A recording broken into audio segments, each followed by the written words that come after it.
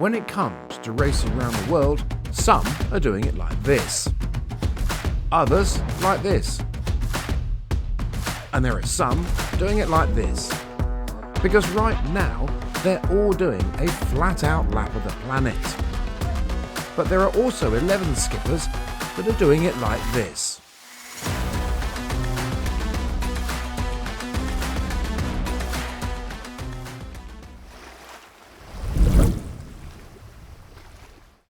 It's a bit chilly down here. No wonder the river looks half empty right now. But while the next season feels quite a long way off, this is peak season for those that want to do a lap of the planet.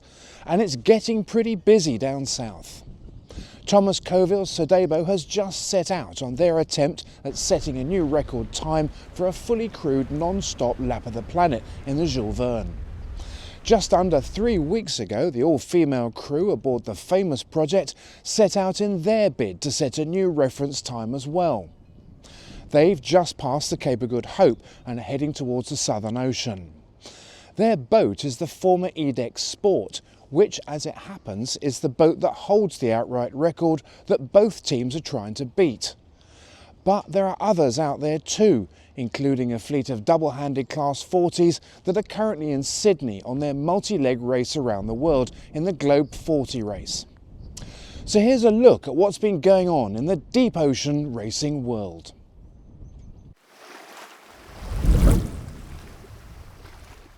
One of the benefits of a giant 32-metre foiling trimaran is that it doesn't take long to get anywhere, which is a good thing for Thomas Coville's Sodebo team. Hot foot from the Transat Café Law, the Ultim Tri nipped back across the Atlantic to get ready for a lap of the planet. And on Monday the 15th of December, they left their home port of Lorient to make an attempt at winning the Jules Verne Trophy, awarded for the fastest non-stop, fully crewed circumnavigation. To be successful, they'll have to complete their trip in less than 40 days, 23 hours, 30 minutes and 30 seconds. And even though Sodebo is a fully foiling weapon of a machine with some of the most experienced and talented sailors in the world, beating this time is not going to be easy. Because, despite numerous attempts by various teams, this record has remained since 2017. Thomas Coville knows this well. Just 3 days after leaving last year, they had to return to their base with foil damage. After repairing the boat, the team were off again, but 16 days later, they were forced to abandon once again after they lost their central rudder. As an indication as to just how quickly they've been going, this time, after just over a fortnight at sea, Australia was their most practical safe haven. 3 days after their start, things were going well. Often sitting at speeds in the high 30s, they were 400 miles ahead of Joyon's record as they approached Cape Verde.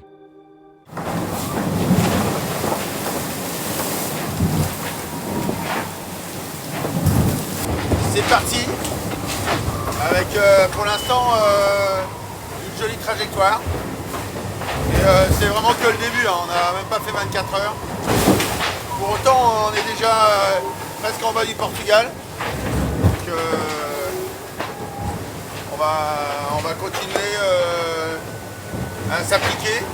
C'est vrai que le début était musclé, de nuit, large de Ouessant, là, j'ai trouvé ça, c'est comme toujours, hein, c'est un peu difficile de s'y mettre. Et puis là ça glisse quoi, avec des belles vitesses, le bateau va bien, tout le monde prend son rythme. Non, c'est cool. Super. Je profite, je vous ai tous les deux à la fois parce que normalement on vous voit jamais ensemble sur le pont quoi. Je sais pas ce que tu vas avoir comme cadre, mais c'est possible que...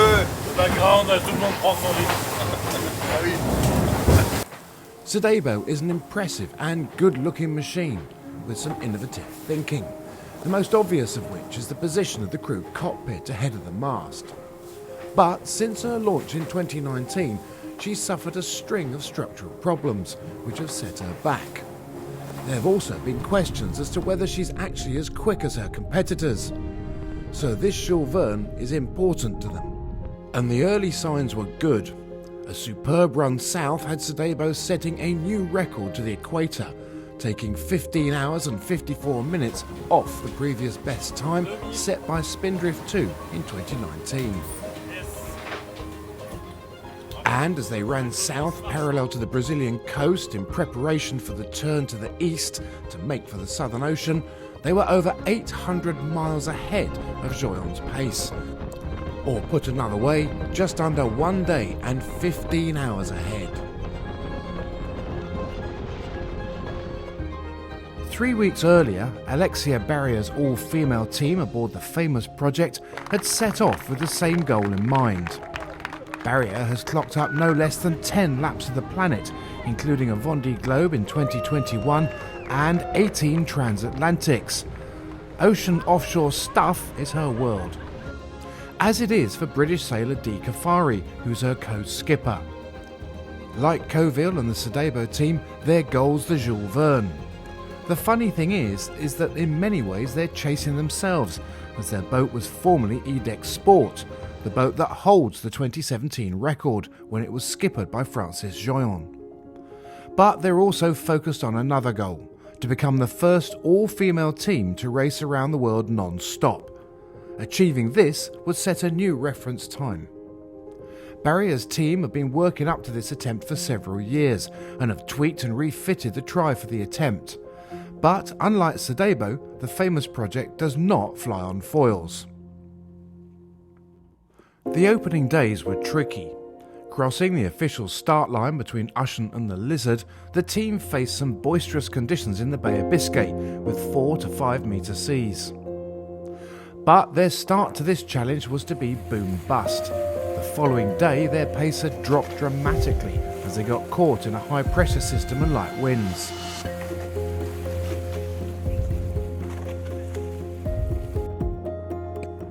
With the breeze back in, they were back up and running once again.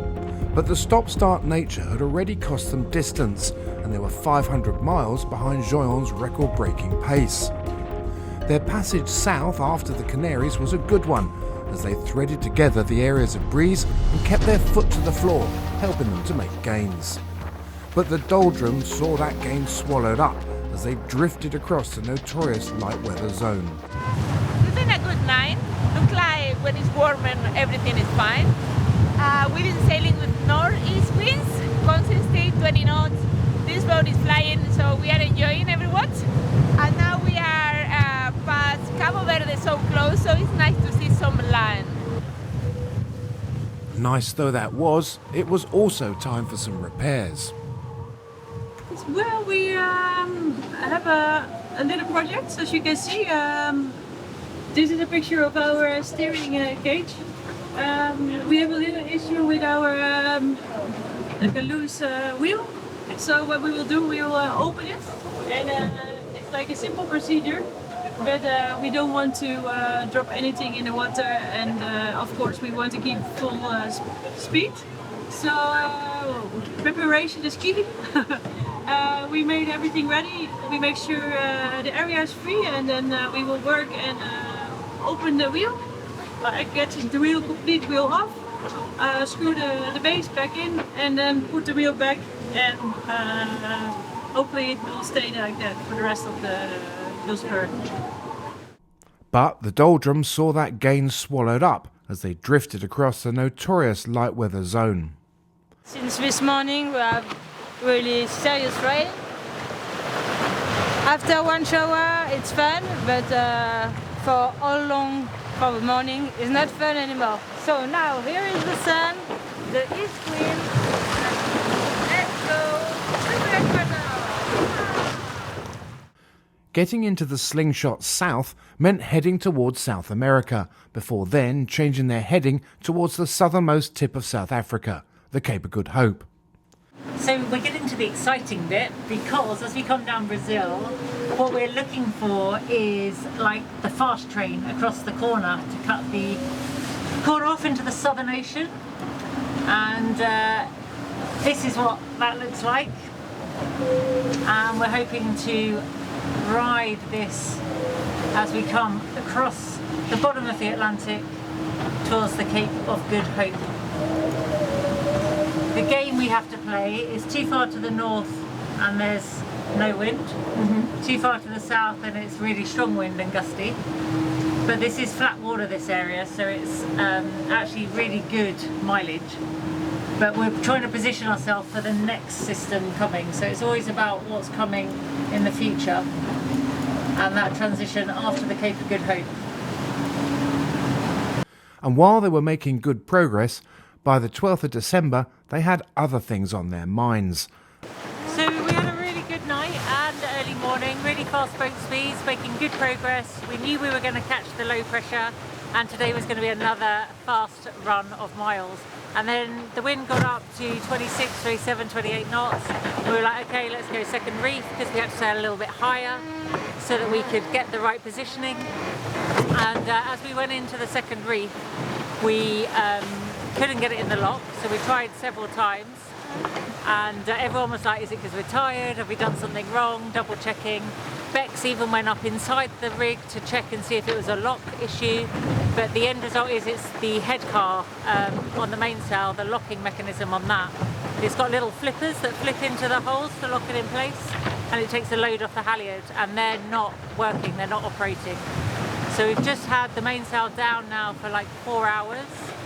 We've worked on the head car, we've cleaned it all up, we've got them working, or so we thought. We put it up, we tested it in reef 2, all good. We tested it in reef 1, all good.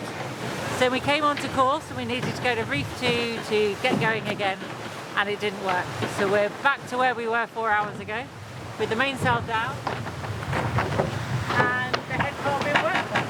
So it's a little bit frustrating because obviously it's not a case of, oh, we have an issue and we get back in the race with the other boats. The clock's ticking all the time. So the whole time we're slow.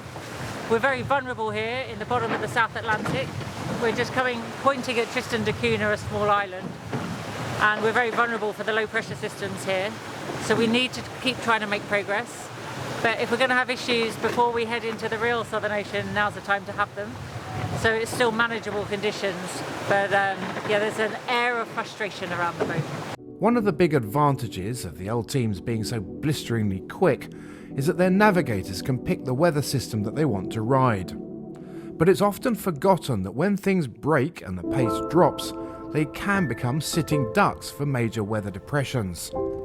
With their pace now compromised, it was decided to head north to get out of the path of a weather system that was forecast to have winds of over 60 knots.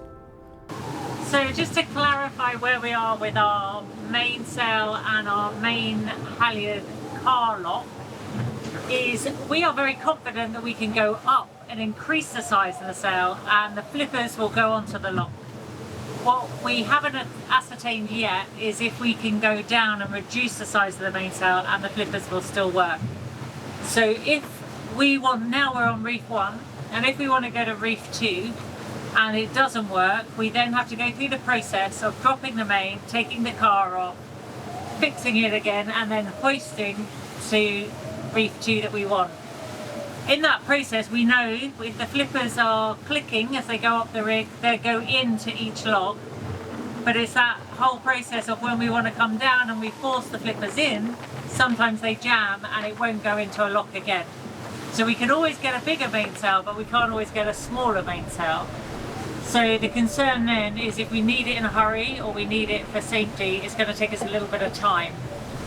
But we are prepared for that now, and we know now that if we want to put a second reef in, for example, it's going to take us that little bit longer if it doesn't work. So we don't really know. Can it be fixed to be error-free? No, because it's a titanium pin in the middle of the mechanism and it's slightly bent. And the risk, if we do too much fiddling around, is titanium, because it's quite soft, will actually just break. And if that happens, we've got a whole nother host of problems. So that's where we are at the moment. So I'll say that we're sailing the boat as best as we can, given the circumstances. Not at 100%, but definitely getting more confident and more comfortable. And we know now that with wherever our mainsail is, we can have a head sail that's either one size bigger or one size smaller. For example, with reef 2, we can have a J3 or a J2, and with reef 1 we can have a J3, J2 or a J1. So it gives us a lot more flexibility with our sail plan and choices going forwards. Having been forced to slow down and having already added miles onto their route going north, reluctantly the team had to accept that a Jules Verne record was no longer on the cards. But setting a new reference time for an all-female circumnavigation still was. If the scale of a trimaran that is 32 metres long and 23 metres wide doesn't relate, you might feel more aligned with the double-handed sailors who are also racing around the planet in 8 Class 40s. Tiny by comparison, but no less of a handful at times, the fleet of 40-footers started from the Spanish port of Cadiz in September. From there, 6 legs take them around the world, and December saw them complete leg 3 into Sydney. Compared to the noise that major round-the-world races can generate, the Globe 40 is a pretty low-key event, but there's no question that it's just as challenging. At 1,500 miles, the opening leg from Cadiz to Cape Verde was relatively straightforward, at least in terms of distance. But a punchy weather front at Cape Finisterre provided a sharp reminder to the fleet what was to come over the next few months. Victory on this leg went to Mini Transat rockstar Ian Lipinski and Antoine Carpentier in Credit Mutuel. So, after easing the fleet into the task, the next stage stepped things up significantly, with a 7,000-mile leg south around Cape of Good Hope to the finish in La Réunion. It was a marathon leg that saw Jonas Kirkens and Jamilia Tazin on Belgian Ocean Racing take the win. Then it was on to Sydney. At just over 5,000 miles, it might have been shorter, but no less demanding. Here, it was Lipinski's Credit Mutuel that took the win, keeping him at the top of the leaderboard in the overall standings. Intense pendant plusieurs jours, du portant avec des conditions fortes pendant plusieurs jours, à devoir loin de tout quand même, donc il y a quand même cette notion, on n'est pas, enfin moi je sais que je regardais à quelle distance de la côte on était régulièrement. Dans chaque dépression, il fallait doser 2 choses. C'est notre position par rapport à la force de vent, parce que la trajectoire optimale, en fait, elle était pas très réaliste, elle allait dans trop de vent. Et donc un peu de décider à quel moment tu t'écartes de la route optimale et tu sais que tu perds, mais qu'au final tu gagnes parce que ça t'évite d'aller dans la tempête. Ça a quand même bien envoyé quoi au niveau compète, parce qu'on n'était que 2 bateaux à se tirer la bourre devant, mais ça suffit en fait pour mettre la pression et pour avoir ce stress de où est-ce que je dose. Quand t'es tout seul, tu as tendance à être très raisonnable et tu fais safe, etc. Et là, quand t'es en duel, tu passes ton temps à regarder les autres et à te dire ah ouais, mais si eux, ils vont un tout petit peu plus loin que moi dans le vent fort et que ça passe, en fait, ils vont gagner. Est-ce que je vais accepter ça? The next leg starts on New Year's Day and takes the fleet to Valparaiso in Chile. But if you thought double-handed in a 40-footer was a bit small to race around the world, how about doing it solo in a 5.8 metre long, self-built plywood boat? When it was first mooted, the idea sounded completely mad. But race founder Don McIntyre's used to that. As a former Mini Transat sailor himself, McIntyre has long been a big supporter of the small boat concept and its ability to achieve far more than you might think, while also being an affordable way of heading offshore. The Mini Globe race started in February 2025 from Lagos in Portugal and raced across the Atlantic to Antigua. From there, the course headed west, through the Panama Canal, across the Pacific to Fiji, before passing to the north of Australia, then across the Indian Ocean to Durban in South Africa. After that, it was on to Cape Town, which is where the fleet currently is, and where Renaud Stietelmann is currently leading overall after 21,000 miles. From there, it's on to Recife, and then the final leg to the finish in Antigua. It's been an extraordinary race that many thought couldn't be done. And while they're not back yet, what the 11-boat fleet from an original start list of 15 has achieved so far is pretty impressive. We'll be bringing you more on this soon.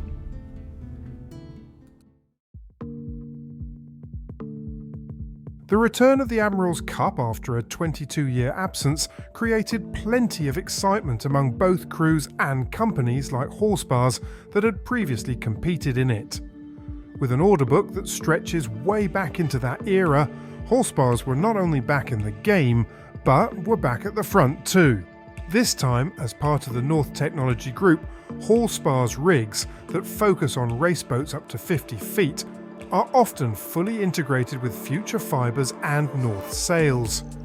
While such integration was sought after back in the day, it was rarely achieved, at least not to this degree.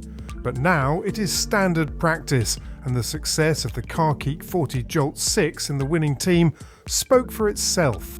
Others like the JPK's Django, Garm and Sunrise took an alternative and successful approach by taking a detailed look at how optimising the rig using rod rigging could achieve the best rating. But whatever the approach, diversity was the key, and it worked. To stand on the podium in every season since the start of the 52 Super Series is quite some achievement for which Quantum Sails are rightfully proud. Since the start of this sailmaking business, the concept has been based on Formula One, starting with a factory team from where the knowledge can filter out. Real-time feedback combined with hard metrics has created a fast testing program and innovation cycle that optimizes performance and reliability. Gladiator is a good example. Third overall in 2024 and winner of that year's World Championships, along with victory at the 2025 season opener in Saint-Tropez, the British-flagged TP52 has benefited like others from the quantum development programme run by supercoach James Line. Detailed daily analysis, including onboard data, drones and stills, provide the core evidence for breakdowns on every key aspect of the race. Before racing, sailors from every quantum-powered boat attend Line's daily briefing.